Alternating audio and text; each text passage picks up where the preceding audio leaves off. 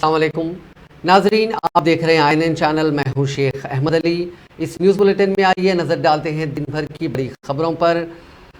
समुद्री तूफान बिपरजॉय ने गुजरात के साहिल से टकराना शुरू कर दिया है। तूफान सौराष्ट्र और कच्छ के साहिल से टकराने के साथ ही हवा की रफ्तार 125 किलोमीटर फी घंटे तक पहुंच गई है।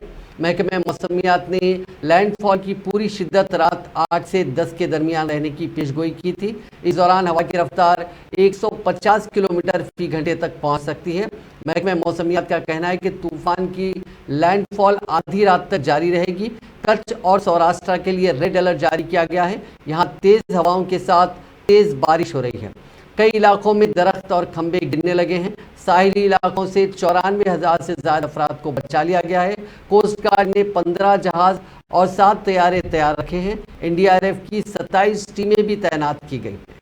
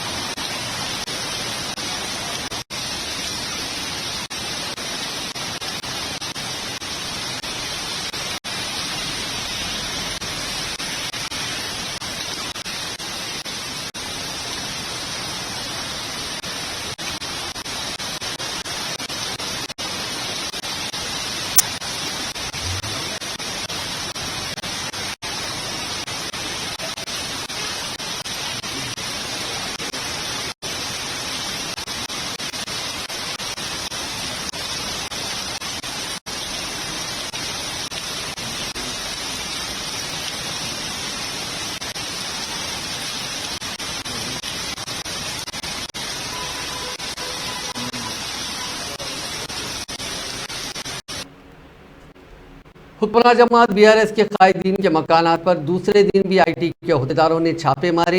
रुकन पार्लियामेंट कोत्ता प्रभाकर, रुकन assembly M Janardan Reddy, P Shekhar Reddy के मकानात की IT के अहदेदारों की टीमों की जानिब से तलाशी ली गई। रियल स्टेट कारोबार की रकमी मामलात के पेश नज़र ये छापे दूसरे दिन भी मारे गए। ज़राए के मुताबिक गुज़िश्ता रोज शेखर रेड्डी की बीवी वनिता को बैंक ले जाकर IT के अहदेदारों ने उनके लॉकर्स को खुलवाया था। CRPF के बंदोबस्त के दौरान ये छापे मारे जा रहे हैं। मकानात के साथ साथ दफातर के भी बड़े पैमाने पर तलाशी ली जा रही है। नागर कर्नूल के रुकन असेंबली मरी जनार्दन रेड्डी ने जुमेरात को महकमे इनकम टैक्स के अफसरान के छापों पर रद्द-ए-अमल जाहिर किया। उन्होंने कहा कि माजी में उनकी कंपनियों में IT की तलाशी ली गई और कोई बेज़ाब्तगी नहीं पाई गई। और महकमे इनकम टैक्स के अहदेदारों ने उन्हें 2 अवार्ड्स भी दिए थे। उन्होंने कहा कि वो ये नहीं कह सकते कि उनकी कंपनियों की तलाशी कब मुकम्मल होगी।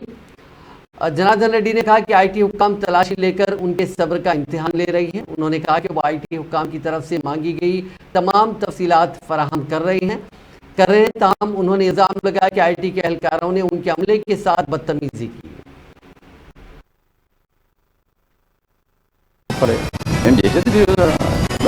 లైన్ మొత్తంగా కక్ష సాధింపు అనేటువంటి దాంట్లో మాట్లాడుతున్నారు. అన్నీ మాట్లాడుకోనండి. అయిపోయిన తర్వాత నా స్టేట్మెంట్ తీసుకొని వస్తా. మీరు రాసింది, మీరు మీడియా రాసింది తప్పు. అసలు మీకు ఎక్కువైపోయింది. ఏముంది, ఇక్కడ ఏమి లేదు. క్లారిటీగా ఉన్నాము. ఏది కడిగిన మొత్తంలో ఉంటుంది నారందరికీ. ఫోన్ తీసుకుంటారు, వాళ్ళు ఫోన్ తీసుకున్నారు, ఫోన్లు ఇస్తలేరు. నాకేముంది, హాయిగా కూర్చున్నాం 2 రోజులు మంచి రెస్ట్ తీసుకోవచ్చు. దేవుడు దాంట్లో ఏం లేదు సార్. ఇప్పుడు ఎక్కడెక్కడ రైడ్ జరుగుతుంది అది నాకేం తెలుసు. నా దగ్గర ఫోన్ లేదు. చెప్పాలి ఎక్కడెక్కడ జరుగుతుంది నాకేం తెలుసు. ఎప్పటి వరకు మంచి హాయిగా మీరు ఇంకొక ఎమ్మెల్యే MP ముగ్గురు కలిసి పార్ట్నర్షిప్ ఉన్నాయి, అందుకే ముగ్గురు పైన చెప్తున్నారు. వ్యాపారం చేయడం తప్ప మోడీ ఏమైనా రాజ్యాంగం రాసిందా? అంబేద్కర్ రాసిన రాజ్యాంగం మేము పోతున్నాం. మోదీ కొత్త రాజ్యాంగం రాదా చెప్పండి. మోడీతో రాపియండి, అమిత్ షాతో రాపియండి. వ్యాపారం చేయడం తప్ప మీరు వేరే వ్యాపారం కదా, మీరు పెట్టి వ్యాపారం కదా, టీవీలు పెట్టదా? వ్యాపారం చేద్దాం చెప్పమని ఉద్దేశం. భూములు కొంటాము, అమ్ముతాము, ఇన్కమ్ ట్యాక్స్ కడతాము. కట్టలేదనుకోండి, ఎందుకు కట్టించుకోండి. నేను పేరు వాళ్ళకి అదే చెప్తాను, నీకు అదే చెప్తున్నాను. ఇన్కమ్ ట్యాక్స్ కట్టడం, భూములు కొనడం తప్పుంటే రాజ్యాంగం చేంజ్ చేయమని ఎట్లా చేంజ్ చేశారు కదా, అంబేద్కర్ రాజ్యాంగాన్ని చేశారు కదా, అట్లా రాయమనండి. భూములు కొనద్దు ఎమ్మెల్యేలని. మీ గతంలో అవార్డు కూడా వచ్చింది ఐటీ దగ్గర నుంచి మీరు కరెక్ట్గా పే చేస్తారని మీరు చెప్తున్నారు కదా, ఇది సేమ్. మళ్ళీ మీరు చెప్పి ఏటీవీ నాకు తెలియదు, మీరు అడిగేది సేమ్ అవార్డు ఇచ్చిపోతారు వాళ్ళకి. నేను మళ్ళీ నీది ఉంది మరుగన్నాడు లేకపోతే చేయకుండా చెప్పి తెచ్చుకోవాలి. అందరూ డౌటే లేదు. ఎందుకంటే ఇప్పటికే మేము 220 కోట్లు ట్యాక్స్ కట్టి పడింది. ఈ సాయంత్రం వరకు చూసే అవకాశం ఉంది. వాళ్ళ ఇష్టం అండి. అది నిరోధించడమే సాగరిస్తాం. కొత్తపల్లి రెడ్డి గారు పైలట్ రేడుతో కలిసి ఏ సంస్థల్లో జరుగుతుంది నాకు సంబంధించిన నాకు పరుపుల మీద జరుగుతున్నాయి.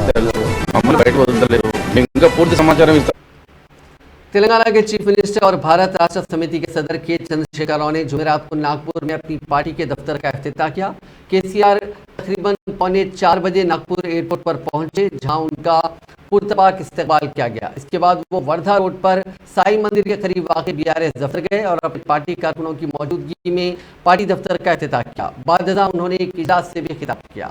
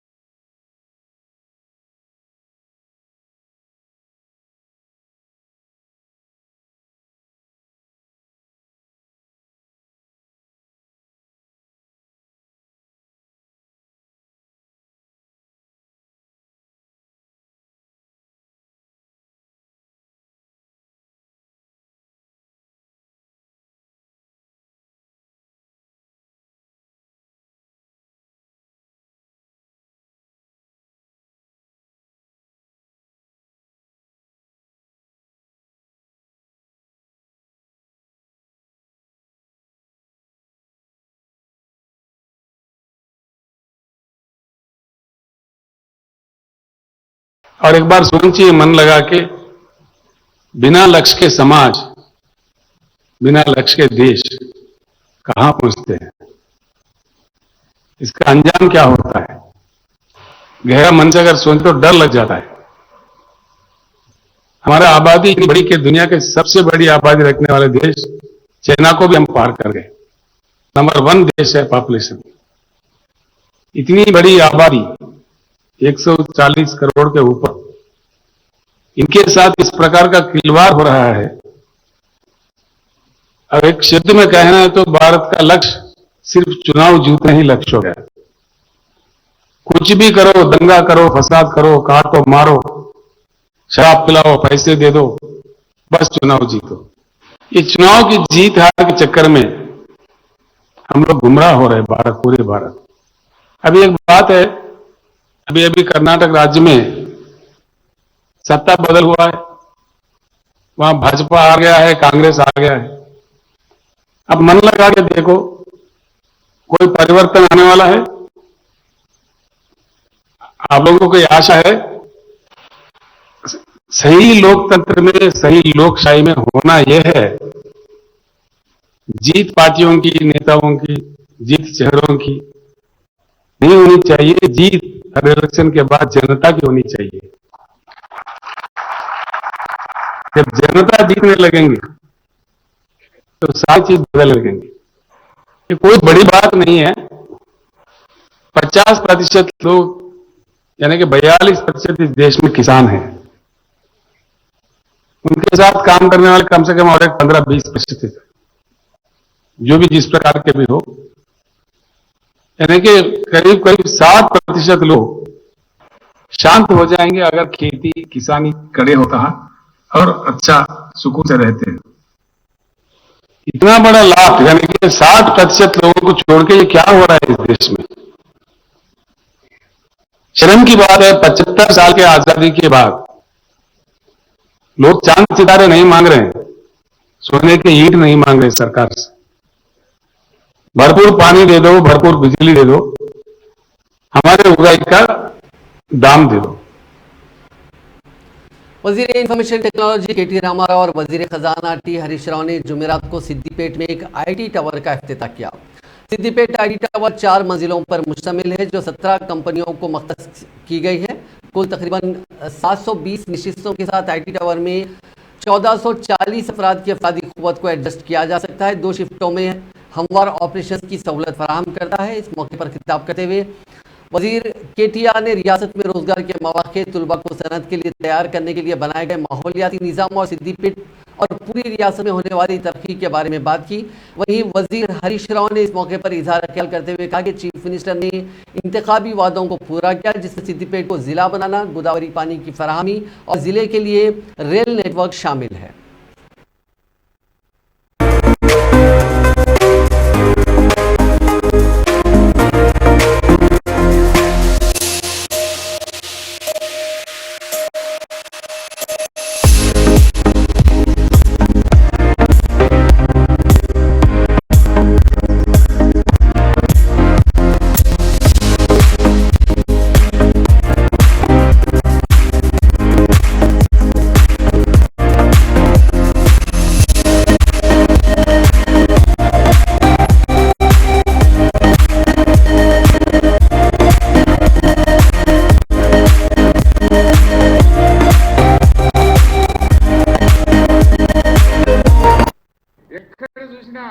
నాది భారత్ నగర్, నాది నంగునూరు, నర్మెట్ట, చిన్నకోడు, ఇలా ఒక్కొక్క ఊరు పేరు మిట్టపల్లి వారు చెప్తుంటే ఎంతో సంతోషమైంది. అంటే సిద్దిపేట బిడ్డలకు ఎక్కడ చదువుకున్నామని అడిగిన పిల్లల్ని గౌడ్ డిగ్రీ కాలేజ్ అని కొందరు, MBA చదివినమని కొందరు, ఇవాళ ప్రతిభలో చదివినమని కొందరు. అంటే సిద్దిపేటలో చదువుకున్న బిడ్డలు ఈ సిద్దిపేటలో IT ఉద్యోగాలు చేయడం అనేది నిజంగా ఒక అద్భుతమైనటువంటి సన్నివేశం, ఒక సందర్భం. ఇది నాకు కూడా చాలా సంతోషం ఇచ్చింది. నాకు కూడా ఉండేది. ఇలా కేసీఆర్ గారు సిద్దిపేటకు బలమైన పునాది వేసింది. ఇలా నేను ఏం చేసినా దాని కొనసాగింపే. కోమర్చెరు కట్టకు ఆనాడు ముఖ్యమంత్రి గారు ఫౌండేషన్ వేస్తే దాన్ని నేను కొద్దిగా విస్తరించుకున్నా కావచ్చు. ఆనాడు సిద్దిపేటకు రింగు రోడ్డుకు గజం గజం అడుగు వేసి ఆయన రింగు రోడ్డుకు ఆ రోజు నిర్మిస్తే దాన్ని ఇలా 4 లైన్ చేసుకున్నాం. అట్లా ఇలా సిద్దిపేట జిల్లా అయినా సిద్దిపేటకు ఏది కావాలన్నా ఒక 20 ఏళ్ల కింద 30 ఏళ్ల కింద కేసీఆర్ గారు ప్రణాళికలు వేసిండ్రు. ఇవాళ వారి నాయకత్వంలో వారు ముఖ్యమంత్రిగా ఆ ప్రణాళికలను, ఆ కలలను నిజం చేసే అదృష్టం నాకు దొరికింది. ఈ రకంగా మనం చక్కగా ముందుకు పోతా ఉన్నాం. ఈరోజు ఈ IT టవర్లో నాకు ఉండేది కొంత కోరిక. అరే సిద్దిపేటలో మనం అన్ని చేసుకోగలిగినాం. నీళ్ళు వచ్చినాయి, జిల్లా అయింది, సుడా అయింది, పోలీస్ కమిషనరేట్ అయింది, రింగు రోడ్ అయింది, త్రాగునీరు వచ్చింది, సాగునీరు వచ్చింది, స్లాటర్ హౌస్ ప్రారంభించుకున్నాం, 6 ప్రోగ్రాములు చేసుకున్నాం. ఆఖరికి వచ్చి అక్కడ కబేలా నుంచి ఇప్పుడు IT హబ్ 63 కోట్లతోని మొత్తం రాష్ట్రంలోనే అద్భుతంగా కట్టుకున్న IT హబ్ ఈరోజు సిద్దిపేటలో ఆవిష్కరించుకున్నాం. అంటే ఎందుకు చెప్తున్నా అంటే నేను ఈ మధ్యకాలంలో ఎక్కడికి పోయినా చెప్తా ఉన్నా, ఏంటిది కేసీఆర్ గారి నాయకత్వంలో తెలంగాణ మోడల్ అంటే అని అడిగితే మిత్రులు వాళ్ళందరికీ ఒకటే చెప్తా ఉన్నాం. తెలంగాణ మోడల్ అంటే ఏంటి అంటే, తెలంగాణ మోడల్ అంటే సమగ్ర, సమీకృత, సమ్మిళిత, సమతుల్య అభివృద్ధి తెలంగాణ మోడల్ అని నేను చెప్తా ఉంటాను. సమగ్ర అంటే హోలిస్టిక్, కంప్లీట్ గా సమగ్ర ఆలోచనతో. సమీకృత అంటే ఇంటిగ్రేటెడ్ థింకింగ్ తో, అదేవిధంగా సమతుల్య అంటే బ్యాలెన్స్ తో, సమ్మిళిత అంటే ఇంక్లూసివ్ గా.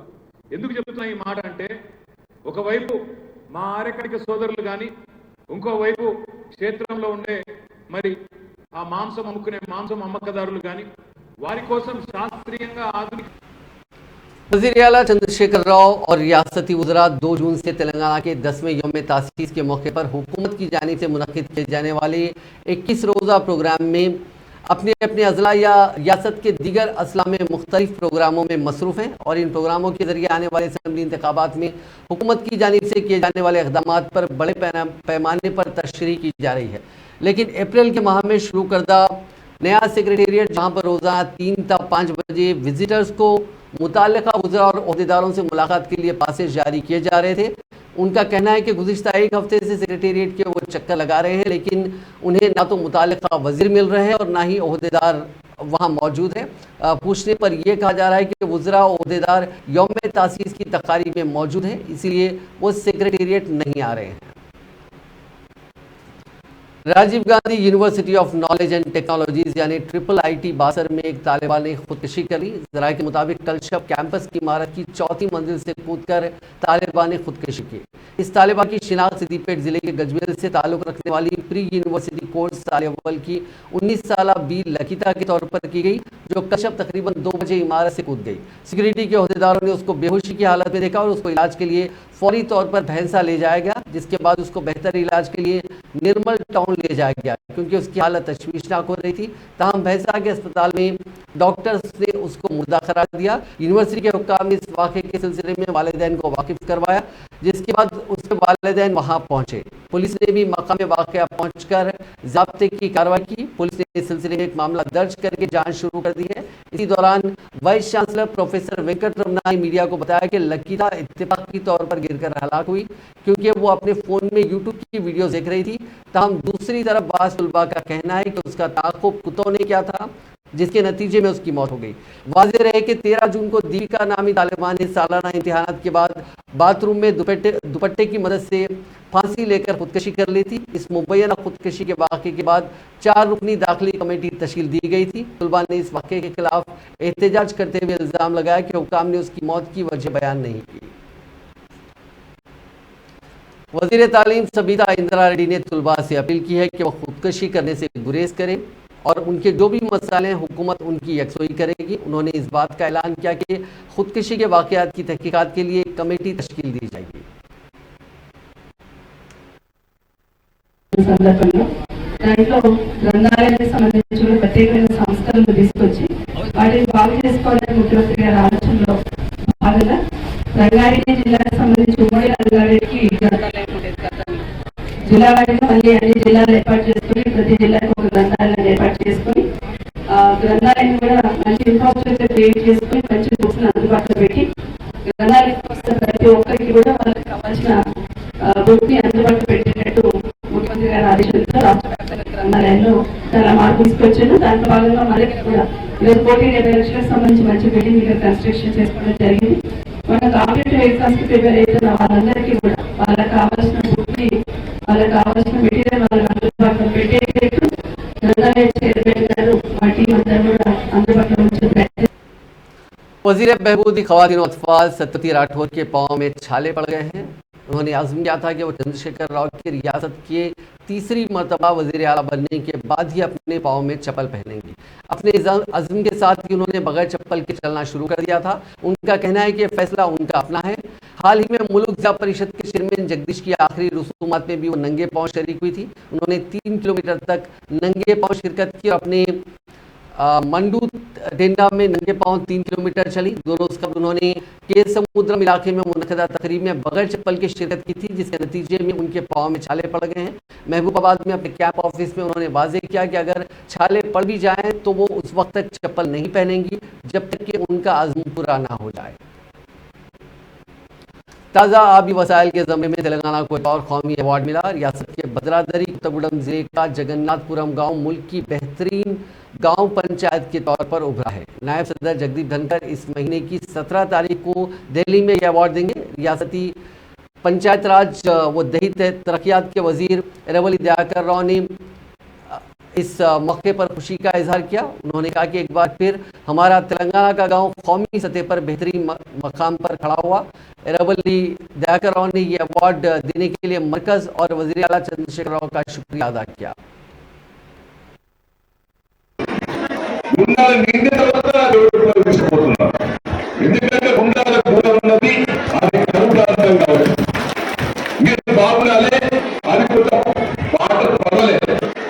వాటర్ ఫుల్ రావాలని మీకు మొదలు పెట్టిన తర్వాత మీ మా చెల్లి మీద అభిమానంతో వదిలిపెట్టున్నారు. ఈ గుండా మండలానికి నీళ్ళు వస్తున్నాయి, అది కేసీఆర్ దయ వల్ల. మన అందరం కృతజ్ఞత చూపెట్టాం. మన పిల్లల గుండాలలో तेलंगाना में हुक्मरान जमात बीआरएस की रुकन असेंबली आदिलाबाद जोगू रामन्ना के काफिले को सड़क हादसा पेश आया। हादसे में 2 एमएलए और एक साबिक एमपी महफूज रहे। एमएलए जोगू रामन्ना कोनेरू कोनप्पा और साबिक एमपी नागेश की गाड़ी जो जुमेरात को आदिलाबाद से महाराष्ट्र के नागपुर में वज़ीर आला चंद्रशेखर राव के प्रोग्राम में शिरकत के लिए रवाना हुए थे। महाराष्ट्र के बोरी के करीब कौमी शाहरा पर मवेशियों की अचानक गाड़ी के सामने आने से सड़क हादसा पेश आया। इस हादसे में गाड़ी में सवार अरकान असेंबली जोगू रामन्ना, कोनेरू कोनप्पा और साबिक एमपी नागेश को कोई चोट नहीं आई। वो बाहिफाजत बाहर निकल गए, लेकिन गाड़ी के अगले हिस्से को थोड़ा नुकसान पहुंचा। बाद में वो दूसरी गाड़ी में रवाना हो गए। तश्कील तेलंगाना के 10 साला तकारीब के हिस्से के तौर पर महकमे जंगलात की जानिब से इस माह की 19 तारीख को हरिता उत्सव मनाया जा रहा है। उस दिन रियासत भर में बड़े पैमाने पर शजरकारी की जाएगी। महकमे जंगलात ने कहा कि हरियाली, सरसब्जी और शादाबी शहरी जंगलात के पार्कों और दरख्तों की अहमियत को बयान करने वाली रील्स और वीडियोस भेजने पर उनमें से बेहतरीन वीडियोस को मुंतखब करके अवार्ड दिया जाएगा। ये प्रोग्राम अवामी शराकत की हौसला अफजाई के लिए शुरू किया गया है। महकमे जंगलात ने 1 मिनट तवील वीडियोस रील भेजने का मशवरा दिया। ये रील भेजने के लिए जो ईमेल आईडी दी गई है वो है tkhh2023@gmail.com। अवामी मसाइल से वाकिफियत चंद्रशेखर राव हुकूमत की नाकामियों को उजागर करने के साथ साथ कांग्रेस को निचली सतह से मुस्तहकम करने के लिए तेलंगाना सीएलपी लीडर मल्लू भट्टी विक्रमार्का की यात्रा के 90 दिन मुकम्मल हो गए हैं।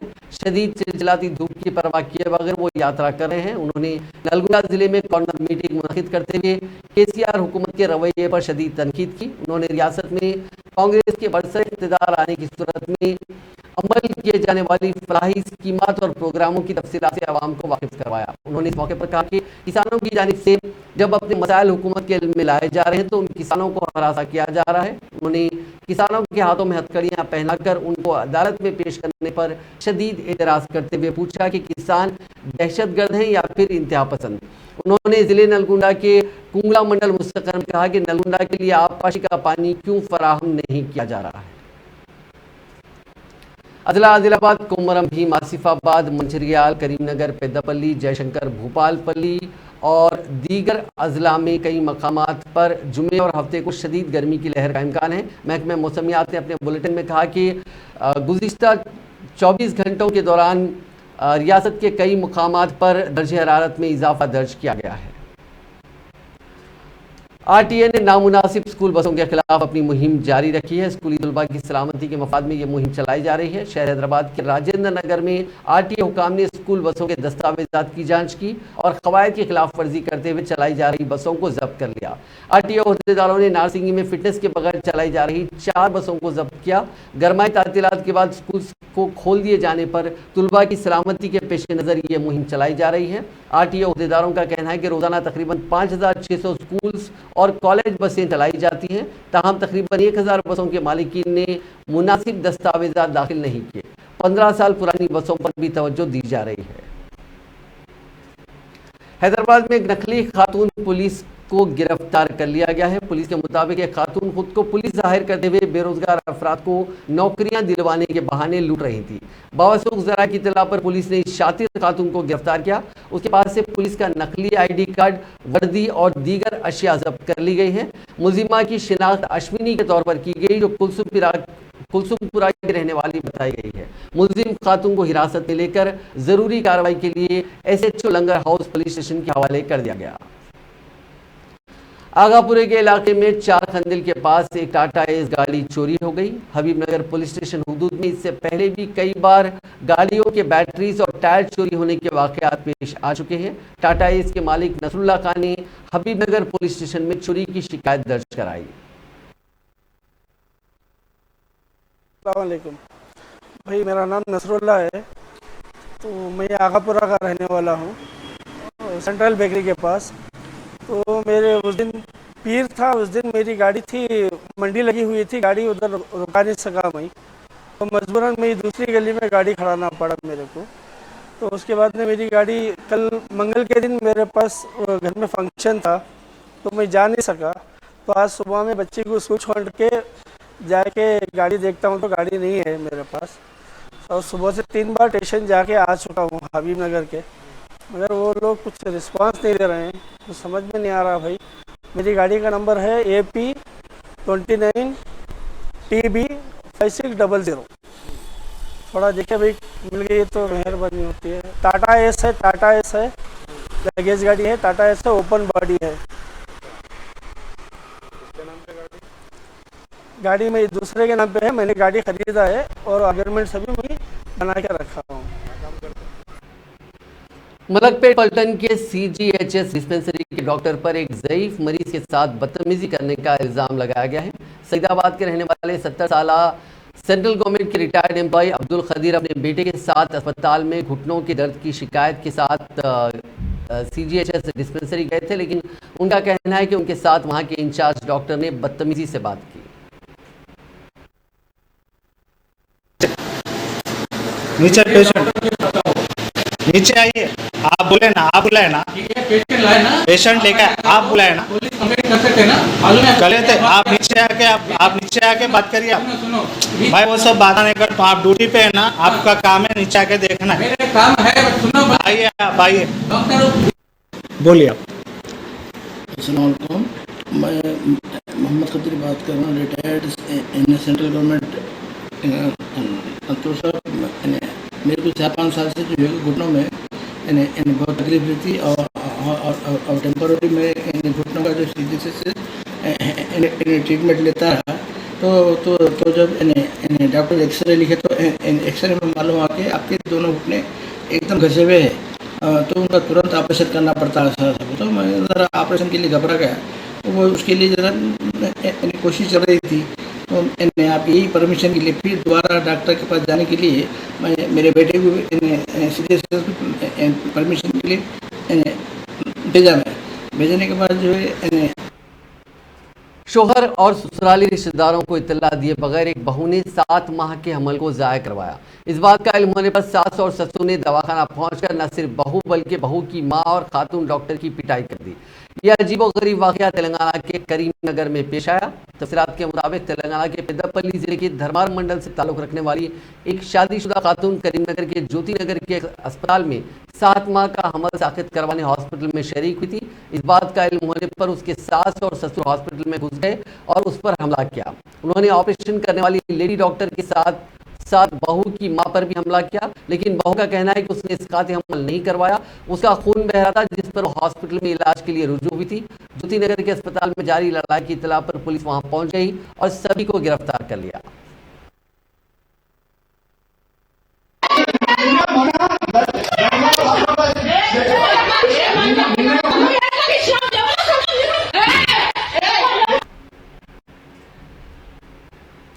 शादी से चंद घंटों पहले लू लगने के वाक़े में होने वाले दूल्हे की मौत हो गई। तफसीलात के मुताबिक तेलंगाना के जिले कुमरम भीम आसिफाबाद के गुडलाबोरी गांव के रहने वाले 32 साल तिरुपति की शादी मुकर्रर थी, जिसके तमाम इंतजामात मुकम्मल कर लिए गए थे।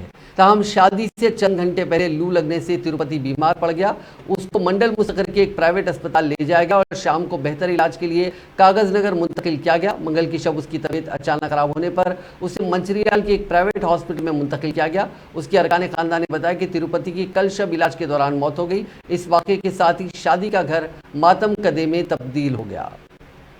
सेल फोन पर बात करने के दौरान सेल फोन फट पड़ा, जिसके नतीजे में ट्रैक्टर बेकाबू होकर उलट गई। इस वाक़े में ट्रैक्टर चलाने वाला शदीद जख्मी हो गया। ये वाक़या तेलंगाना के जिले वरंगल में पेश आया। तफसीलात के मुताबिक जिले के पुरुदगिरी मंडल में रवि नामी शख्स ट्रैक्टर को मरम्मत कराने के लिए ले जा रहा था कि सेल फोन पर बात करने के दौरान ये अचानक फट पड़ा, जिसके साथ ही रवि ने अपने ट्रैक्टर का तवाजुन खो दिया और ये ट्रैक्टर उलट गया। इस वाक़े में वो ट्रैक्टर से गिरकर शदीद जख्मी हो गया। उसको इलाज के लिए अस्पताल मुंतकिल किया गया। फोन के फटने की वजह मालूम नहीं हो सकी।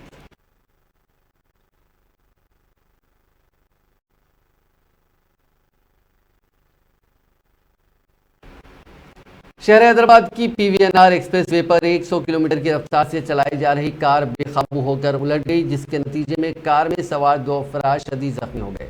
यह हादसा आज सुबह एक्सप्रेसवे के पिलर नंबर 215 के करीब पेश आया, जिसके साथ ही इस मसरूफ तरीन एक्सप्रेसवे पर बड़े पैमाने पर ट्रैफिक जाम हो गई और सुबह में दफातर के साथ साथ दीगर कामों को जाने वालों को शदीद मुश्किलात का सामना करना पड़ा। इस कार के आगे और पीछे दूसरी गाड़ियां ना होने की वजह से एक बड़ा हादसा टल गया।